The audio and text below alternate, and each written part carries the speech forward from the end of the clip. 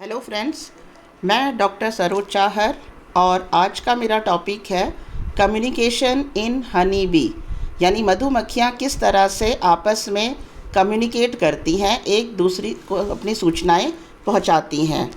बहुत ही छोटा सा टॉपिक है लेकिन एग्ज़ाम पॉइंट ऑफ व्यू से इम्पॉर्टेंट है, क्योंकि कभी कभी केवल पूछा जाता है कि कम्युनिकेशन इन हनी बी दो टाइप का है, तो कभी कभी इनमें अंतर भी पूछा जा सकता है और कभी इस पर शॉर्ट नोट भी पूछा जा सकता है।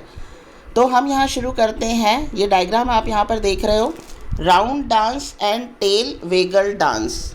ये राउंड डांस, जिसको हिंदी में क्या कहते हैं, घूमर नृत्य, और टेल वेगल डांस मतलब पुच्छ अभिदोलन नृत्य, यानी जो एब्डोमेन वाला भाग होता है वो लगातार मूव करते हुए आठ की संरचना बनाती हैं। ये एक अक्ष पर चली और एब्डोमेन वाला भाग, इसके बाद यहाँ से ये एक एंगल पर मुड़ती हैं और इस तरह से यहाँ जिस समय ये यहाँ चल रही होती हैं तो यहाँ अपना जो एब्डोमेन वाला भाग है, पुच्छ वाला भाग है, इसको लगातार मूवमेंट करती हैं।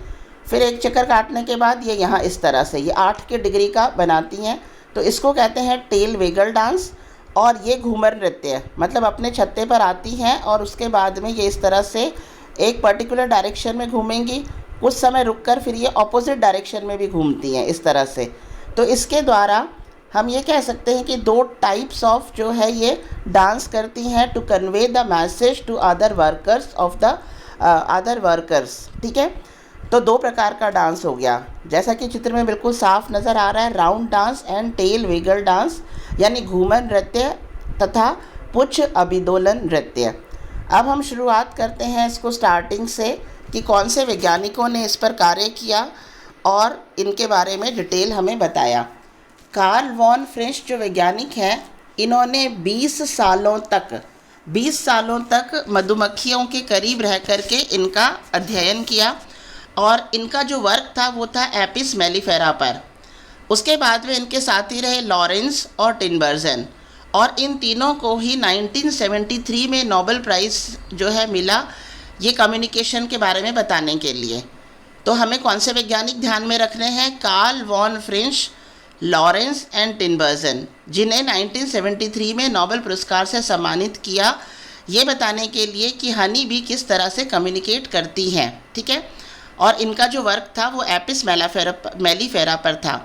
जैसा कि हमें पता है कि हनी भी एक सोशल इंसेक्ट है और इसके छत्ते में एक रानी मक्खी होती है, कई श्रमिक होते हैं और कुछ मात्रा में नर यानी कि ड्रोन होते हैं।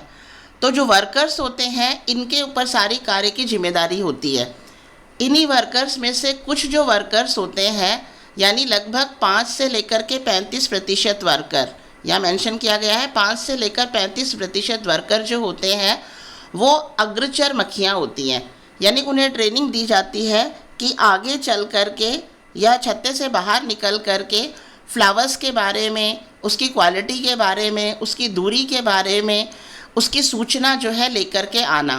तो 5 से लेकर 35% जो वर्कर्स होते हैं वो अग्रचर मक्खियाँ होती हैं, जिसे स्काउट कहते हैं, और इनका काम होता है, 3 पॉइंट्स यहाँ दे रखे हैं मैंने, नेक्टर या पॉलन की क्वालिटी कैसी है, यानी उसकी गुणवत्ता कैसी है, फूलों की या परागकण की या जो उसमें शहद है उनकी, डिस्टेंस, दूरी कितनी दूरी पर है और कौन सी दिशा में है, इन चीज़ों के बारे में फाइंड आउट करना और इन चीज़ों के बारे में पता करने के बाद अपने छत्ते पे वापस आकर के अपने जो बाकी श्रमिक हैं उनको इस चीज़ की सूचना देना। तो ये काम होता है अग्रचर मक्खियों का। और ये किस तरह से करती हैं, दो प्रकार का, जैसे मैंने बताया, round dance and tail waggle dance. पहला लेते हैं हम। राउंड डांस में तो केवल दूरी का पता चलता है, केवल किसका पता चलता है, डिस्टेंस का, कि कितनी दूरी पर फूलों का जगह है जहाँ से उनको फ्लावर जो है या शहद जो है या नेक्टर या पॉलन जो है प्राप्त होगा। जबकि टेल वेगल डांस जो है इसमें ना केवल दूरी, इसमें दिशा और कोण, यानी कि कौन सी दिशा में है और कौन से एंगल, सूर्य और जो उनका छत्ता है और फूलों का जो डिस्टेंस है उनके बीच में एंगल कितना है, इन तीनों की जानकारी टेल वेगल डांस के द्वारा अपने साथियों को पहुंचाई जाती है। राउंड डांस जो है ये 10 मीटर तक की दूरी होने पर ये राउंड डांस द्वारा सूचित करते हैं। यानी फूलों का जो सोर्स है वो यदि 10 मीटर तक की दूरी पर है तो ये आकर राउंड डांस करेंगे। जबकि टेल वेगल डांस कब होता है, 10 मीटर से अधिक दूरी पर यदि भोजन है तो ये आकर वेगल डांस करते हैं। अब डांस का टाइप जो है किस प्रकार से करते हैं। गोल नृत्य के दौरान श्रमिक अपने उदर के पश्च भाग को नहीं हिलाते हैं, यानी एब्डोमेन वाला पार्ट जो है उसका जो टेल रीजन है उसको मूवमेंट नहीं करेंगे गोल डांस में, वो सीधा रहेगा। जबकि टेल वेगल डांस में श्रमिक कुछ दूरी पर तो उदग्र रेखा में चल रहा है, यानी कुछ दूरी पर सीधा चला, चलने के बाद में ये या तो दाईं साइड मुड़ जाएगा या बाईं साइड मुड़ जाएगा। और जिस समय ये मुड़ता है उसके बाद ये अपना टेल वाला जो पार्ट है, एब्डोमेन का जो टेल वाला पार्ट है, उसको लगातार जो है मूवमेंट करता रहता है। ठीक है, ये जो लगातार मूवमेंट हो रहा है, कितनी बार मूवमेंट हो रहा है, कौन सी दिशा में मूवमेंट कर रहा है, ये सारी चीज़ें जो हैं ये एक विशेष कोड होती हैं इनके साथियों के लिए। और ये इस तरह से पूंछ भाग को हिलाते हुए दाएं या बाईं ओर घूम करके 8 की आकृति बनाता है। गोल नृत्य के दौरान सर्वप्रथम यह उदग्र तल पर कुछ दूरी तक जाता है और अचानक से दाएं या बाएं घूम करके एक चक्कर पूरा करता है। तुरंत विपरीत दिशा में घूम करके पुनः इस क्रम को दोहराता है। अब ये दाईं साइड में कितनी बार चक्कर काट रहा है, उसके बाद बाईं साइड में कितनी बार चक्कर काट रहा है, कितना बड़ा जो घूमर यानी कितना बड़ा वो गोला बना रहा है, ये इन सब में संकेत निहित होता है कि कितनी दूरी पर जो है, कितनी दूरी के ऊपर सोर्स है फूलों का। ठीक है, और इसी तरह से यहाँ पर जो टेल वेगल डांस है इसमें पुच्छ भाग कितनी देर तक और कितनी बार दोहराया जाता है, हिलाया जाता है, तो इससे संकेत मिलता है फूलों की दूरी कितनी है और फूलों का जो है डायरेक्शन कौन सी साइड में है और कितना एंगल बन रहा है सूरज के बीच में, छत्ते के बीच में और फ्लावर के बीच में। तो यहाँ जैसे राउंड डांस के अंदर राउंड यानी पर सेकंड कितने चक्कर काटे हैं ये बताता है उनको डिस्टेंस के बारे में।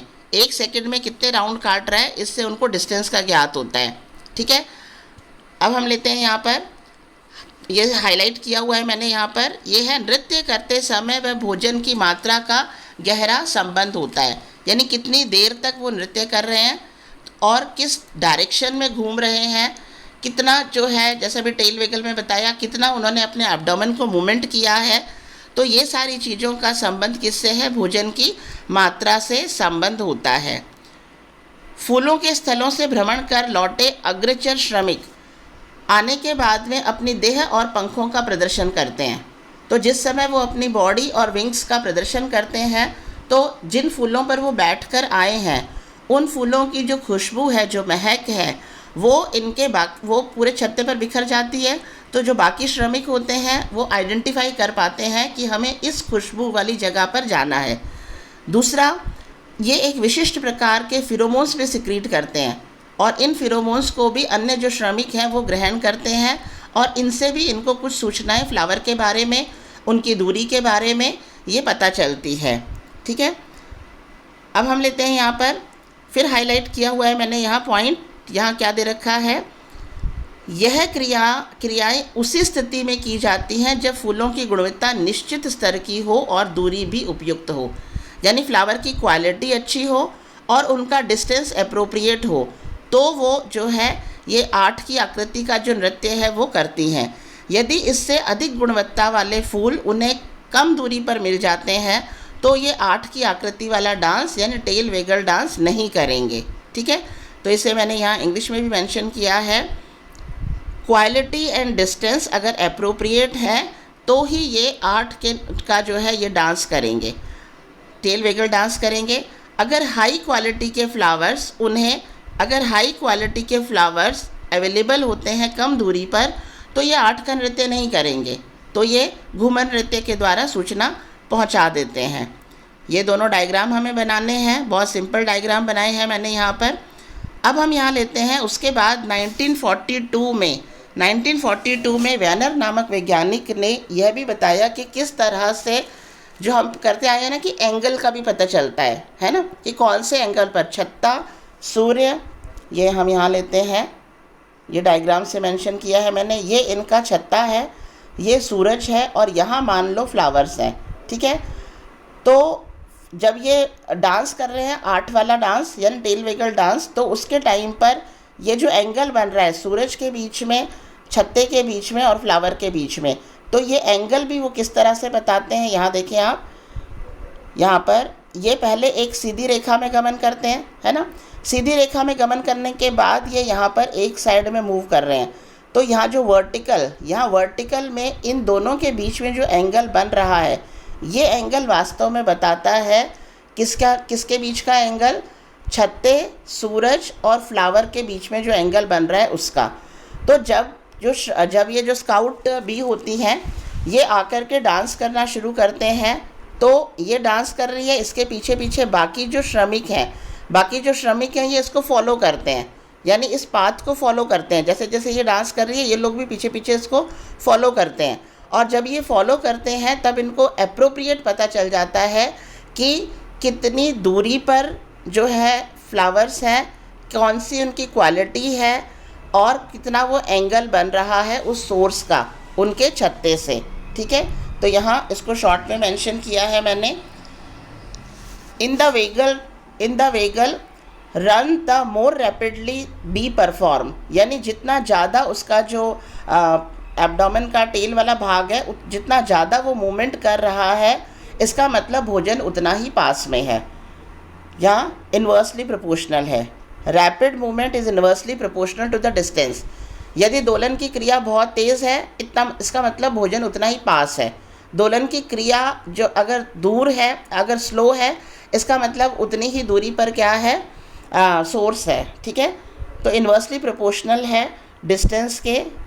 दूसरा यहाँ the angle between the straight run and the vertical, straight run और वर्टिकल के बीच का एंगल, ये स्ट्रेट रन है और ये वर्टिकल है, इसके बीच का जो एंगल है, ये एंगल जो है ये रिप्रेजेंट करता है angle between the sun, the hive and the food source. The sun, यहाँ सन है, the hive and the food source, ठीक है। तो ये इसको पता करता है। अब हम लेते हैं यहाँ पर third point, worker learn the distance by following dancer. ये जो पहले बताया था मैंने, जो वर्कर्स, बाकी जो श्रमिक हैं, वो जो स्काउट श्रमिक है आकर के जब वो डांस करता है तो बाकी जो वर्कर होते हैं वो इसके पीछे पीछे इसके पाथ को फॉलो करते हैं, और वो फॉलो करने के बाद उन्हें बिल्कुल सही तरह से जो है इस चीज़ की जानकारी पता चल जाती है कि स्काउट उन्हें क्या बताना चाह रहे हैं, ठीक है। सूर्य के बादलों में छिप जाने या अंधकार होने पर इन्हें मार्ग तलाशने में चूक होती है, क्योंकि डिस्टेंस किससे देख रहे हैं, वो एंगल किससे बता रहे हैं, सूरज से। तो यदि सूरज जो है वो बादलों में छुपा हुआ है या अंधेरा है, तो हो सकता है ये जो एंगल है ये प्रॉपर नहीं बता पाएँ। लेकिन यदि बादलों में छोटा सा भी छेद है और सूरज की किरण वहाँ से आ रही है, तो यह अपने नृत्य के क्रम को जारी रखते हैं। तो इस तरह से हमने पढ़ा how the honey bee communicates with each other, ठीक है। ये बहुत ही सिंपल सा छोटा सा टॉपिक है, लेकिन एग्ज़ाम में एज इट इज़ क्वेश्चन आता है। तो इसके साथ ही मेरा टॉपिक ख़त्म होता है। Thank you.